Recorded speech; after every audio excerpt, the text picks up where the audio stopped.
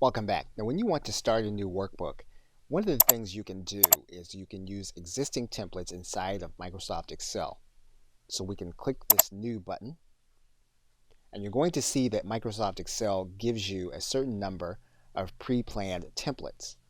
There are also templates available online that you have access to. So for example, one of the things you can use Excel for is you can use it for a budget. And so you'll notice here that you have an expense trends budget. You can use this as a starter template by clicking the button and then clicking Create. And basically what it does is it fills out the information, and then all you need to do is to use the format to fit your particular information. So we can now go back to the File command. We can go back to New. And now we can look for some of the templates that might be available online.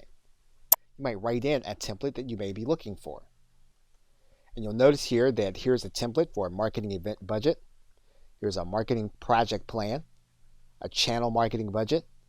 And so basically you can choose any of these templates that might look like something that you'd be interested in using. You'll click Create. In this case, we have some information about the template. We have 3 worksheets. We have the category chart. We have the start. And then we have the actual budget plan. And again, all we need to do is we need to write in where we're going to change the information into something that we're going to want to use. You'll notice here also that there are list templates, and this actually gives you a good idea of some of the other ways that you can use Excel other than using data and manipulating it. For example, some people use Microsoft Excel as a way of creating an invoice.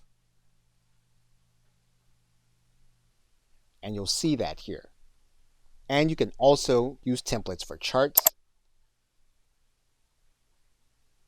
And these charts are going to have both the data and the images associated with them. And you'll see that here. Okay, so with that, thanks, and I will see you in another video.